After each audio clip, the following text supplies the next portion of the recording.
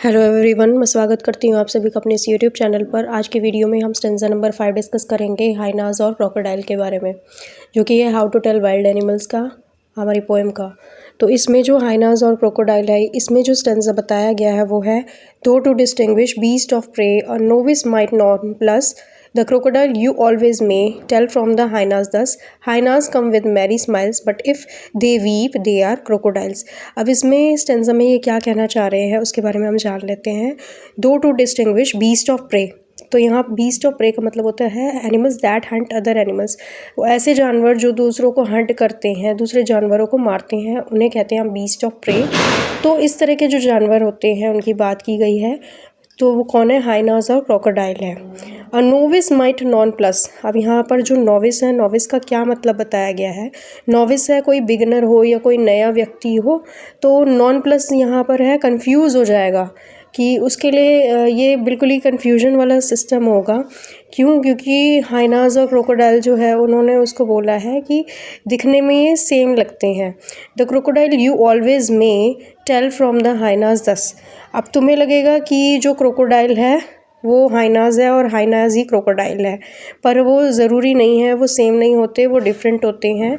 Hyenas का यहाँ पर अब आगे देखा जाए तो नॉन प्लस का मैंने आपको बता दिया। नॉन प्लस का मतलब होता है कि कंफ्यूज हो जाएगा कोई भी बंदा, कोई भी बिगनर जो होगा ना, जो उनको हंट करने जाएगा या उन्हें फर्स्ट टाइम देखेगा तो वो कंफ्यूज हो जाएगा उनको देखकर।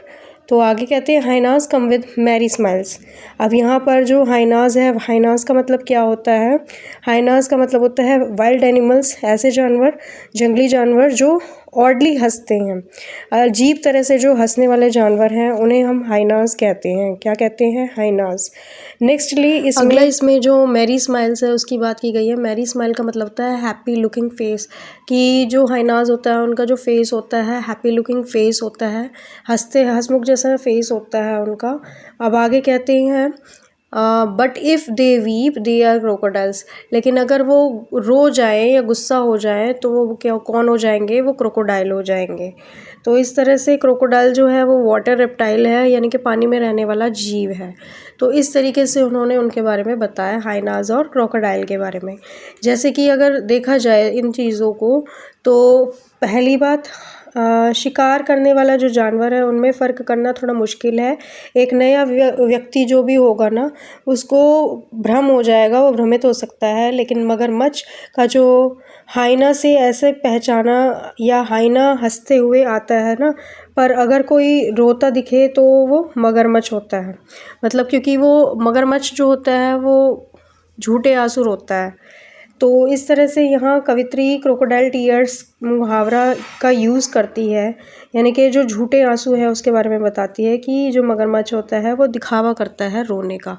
तो इस तरह से उन्होंने हाइनाज और क्रोकोडाइल के बारे में फ़नी वे में, एंटरटेनिंग वे में बताया है।